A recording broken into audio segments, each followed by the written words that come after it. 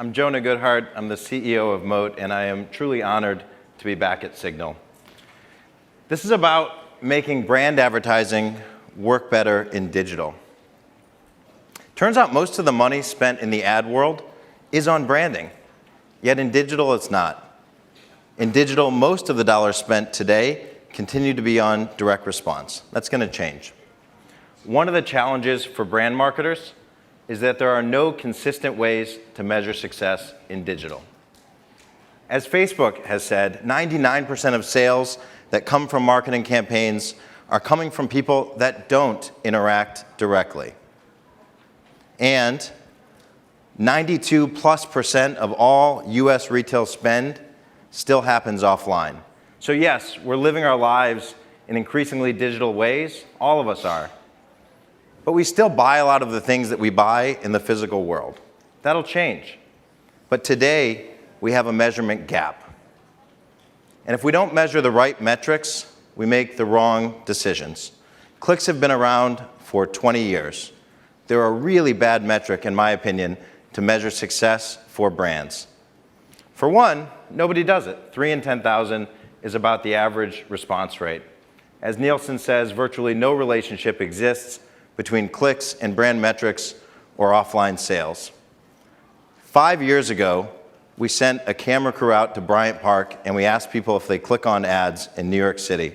Well, earlier this month, we sent the same camera crew back to see what people would say. Let's take a look. Hey, we're here in Bryant Park in New York City. We're gonna find out if people actually click on online ads. Let's go. Do you click on online ads? No. No. Wow. No. No. No. I do. Oh, really? Oh, no, I don't. No, no.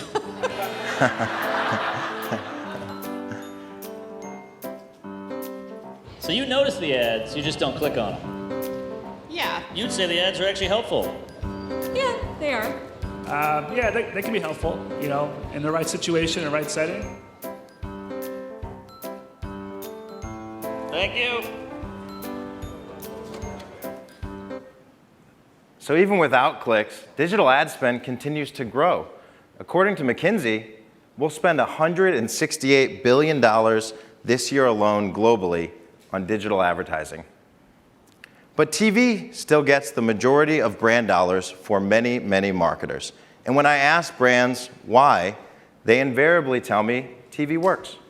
In fact, in the US, we're expecting spend in TV to increase slightly this year by almost 1%. But the reality is that consumer behavior is changing. US cord cutter households, people that are cutting their subscriptions, is up 41% in the last 4 years. And people that have never had subscriptions is up 31% in the last 4 years. 34 million households have never had a cable or satellite subscription. And interestingly, the #1 show every year gets fewer TV ratings points. We literally don't watch scheduled TV in the same way we once did.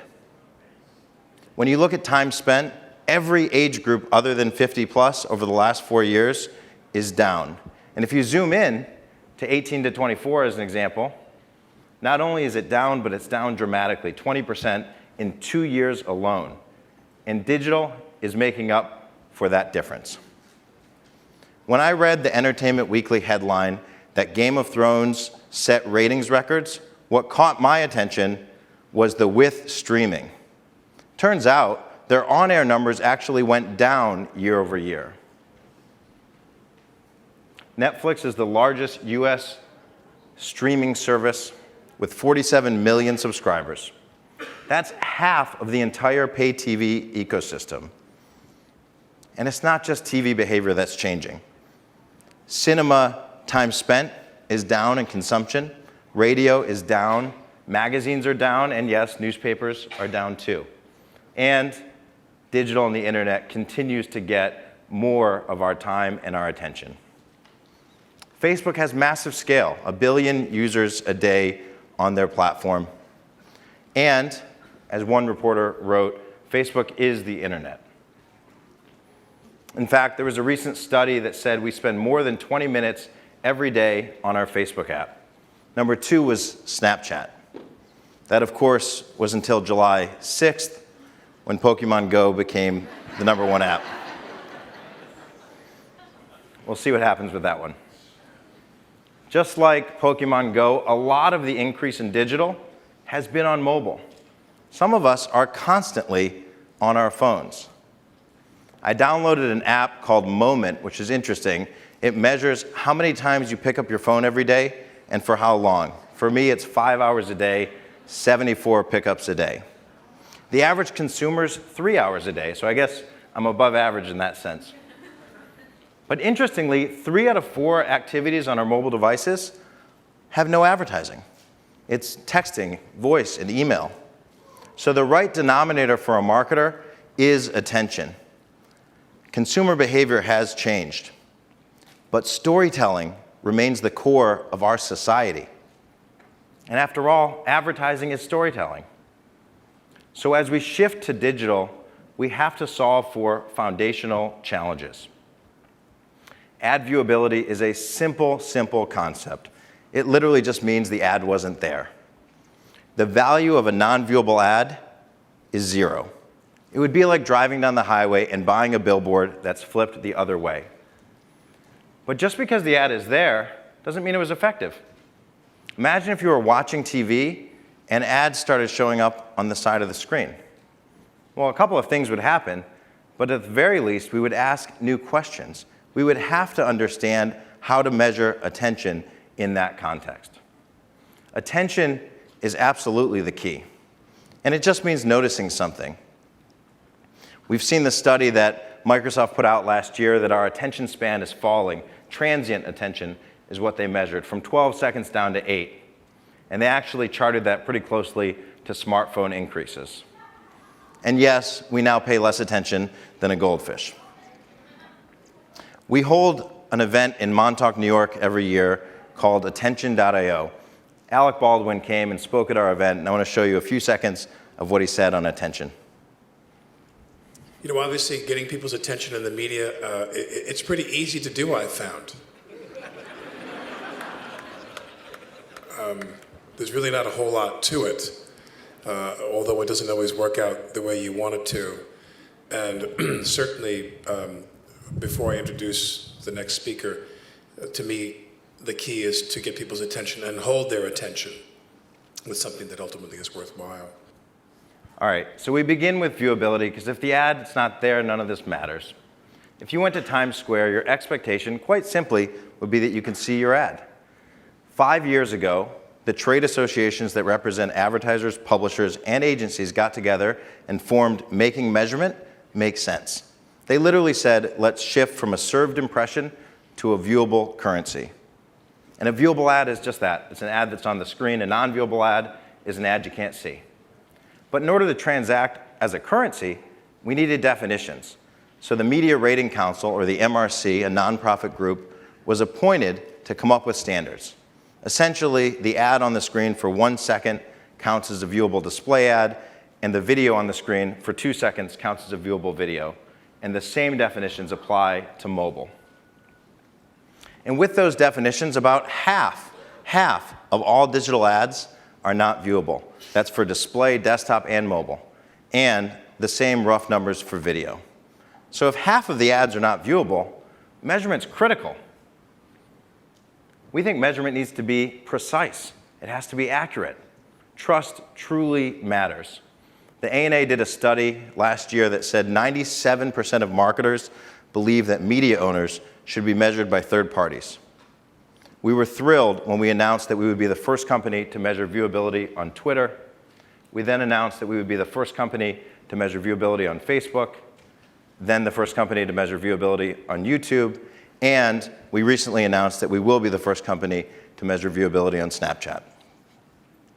The elephant in the room is that half of the ads on the internet are not viewable, and we have a humanity problem. We have fake traffic. And as a company, one of the things that we do is we try to detect and get rid of fake traffic. And so, without going too far into the weeds, we identified a very granular level, invalid, non-human traffic, bots. Just for fun, we put together a parody to talk about the differences between humans and bots. Let's take a look. Hey there, I'm a human. And I'm a bot. Oh, what's a bot? What's a human? Well, a human surfs the web, downloads cool apps, and views ads.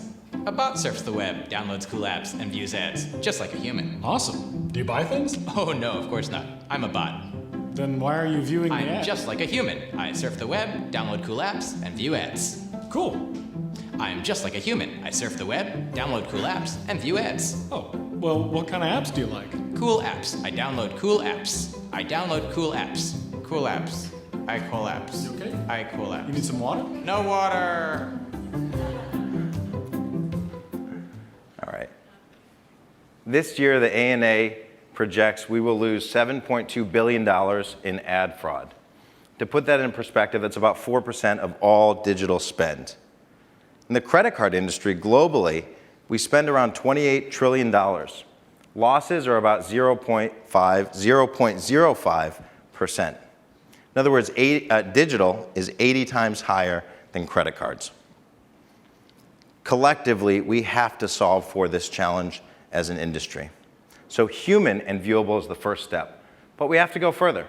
I want to show you my favorite example, which is a Captain Phillips ad on the homepage of the New York Times. If you haven't seen Captain Phillips, it's a great movie, definitely worth checking out. What I love about this ad and this page is that in addition to a Captain Phillips ad, there was a viewable Capital One ad. In fact, there were 2 viewable Marc Jacobs ads, and there was a viewable NYU ad. I'll go back so you can see NYU on the bottom, Cap One at the top, and Marc Jacobs upper left and right. Just being there doesn't mean it was effective. We have to go beyond that and measure attention. Attention's the key, and this is, by the way, a real website. Consumers are voting on experiences like this by installing ad blockers, and yes, ad blockers are on the rise.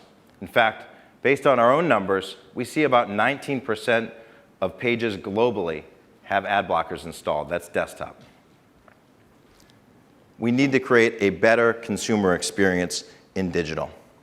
Ads and content should feel seamless. In fact, ads are content. Attention's the key, but how do you go about measuring attention? Well, if I went to a physical store and you asked me to measure attention, I might ask how many people walked by, how many people walked in, how much time did they spend inside? Was it active time or passive time? Did they interact with my product? Maybe, did they buy something?